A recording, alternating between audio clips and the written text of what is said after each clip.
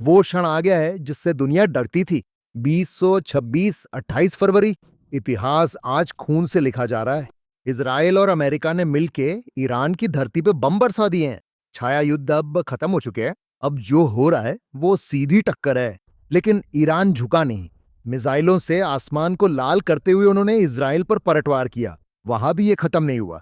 Qatar के अल उदैद, Kuwait के camp Arif जान, बहरीन जैसे स्थानों में स्थित अमेरिकी ठिकानों पर भी ईरान की मिसाइलें दागी जा रही हैं।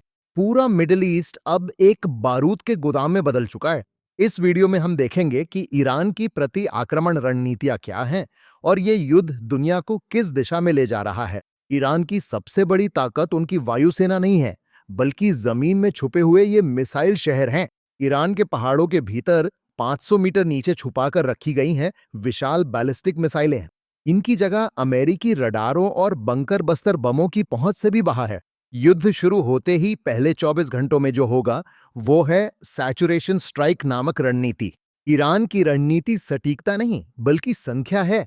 वे एक साथ इतनी ज्यादा मिसाइलें दागेंगे कि आयरन डोम और पेट्रियट सिस्टम भी उन्हें रोक नहीं पाएंगे। ईरान का निशाना अमेरिकी शहर नहीं है, बल्कि मध्य पूर्व में स्थित अमेरिकी सैन्य ठिकाने हैं। अल उदैद, अल दफरा जैसे ठिकाने मिसाइलों की बारिश में डूब जाएंगे। फतेह जैसी हाइपरसोनिक मिसाइलें आवाज की गति से 5 गुना तेज चल सकती हैं।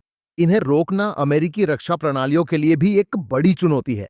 लेकिन जमीन पर युद्ध से ज्यादा अमेरिका को समुद्र में एक संकरी राह से डर है। वो है हॉर्मुज जलडमरूमद। दुनिया के तेल व्यापार का 20% इसी रास्ते से होकर गुजरता है। ईरान जानता है कि उसकी नौसेना अमेरिकी युद्धपोतों से सीधे टक्कर नहीं ले सकती। इसीलिए वे असममित युद्ध नीति अपनाते हैं। यहाँ खलनायक बड़े जहाज नहीं, बल्कि छोटे स्पीड बोट्स हैं। सैकड़ों छोटे बोट्स विस्फोटकों से भरे हुए एक साथ किसी अमेरिकी जहाज को घेर लेते हैं। इसे स्वॉर्म अटैक कहा जाता है। रडार इतने सारे लक्ष्यों को एक साथ ट्रैक नहीं कर सकते। इसके अलावा ईरान समुद्र की सतह पे हजारों माइंस बिछा देगा। अगर कोई ऑयल टैंकर या अमेरिकी जहाज इनसे टकरा जाए तो होर्मुज जल डमरू मध्य से आवागमन पूरी तरह रुक जाएगा। परिणाम क्या होगा? वैश्विक बाजार में तेल की कीमतें आसमान छू लेंगी। दुनिया की अर्थव्यवस्था चरमरा जाएगी। अमेरिकी जनता पर भी इसका बड़ा आर्थिक असर पड़ेगा। अगर ईरान पे हमला किया गया तो युद्ध सिर्फ ईरान तक सीमित नहीं रहेगा। इसराइल की सीमा से लेके यमन तक फैला हुआ एक ज्वालामुखी क्षेत्र सक्रिय हो जाएगा। अभी जो कई मिलिशिया कमजोर लगती हैं, उन्हें वे सक्रिय कर देंगे। लेबनान की हिजबुल्लाह दुनिया की सबसे ताकतवर गैर सरकारी सेना में से एक है। उनके पास इसराइल को निशाना बनाकर लगभग 1.5 लाख रॉकेट्स हैं। अगर ईरान को छुआ गया तो इसराइल पर रॉकेटों की बारिश होगी।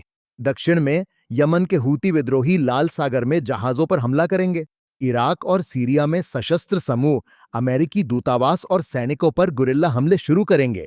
अमेरिकी सेना को एक साथ कई जगहों पर युद्ध करना पड़ेगा। यही है ईरान की फॉरवर्ड डिफेंस रणनीति।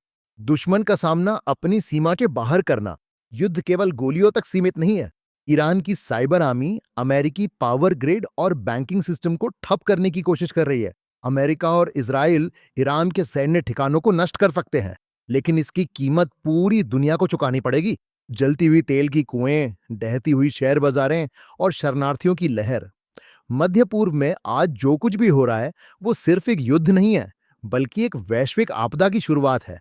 आने वाले इस भीषण महायुद्ध में आखिरकार किसकी जीत होगी, ये मुख्य सवाल नहीं है, बल्कि सबसे बड़ा सवाल तो ये है कि पूरी दुनिया इसके विनाशकारी परिणामों को कैसे झेल पाएगी।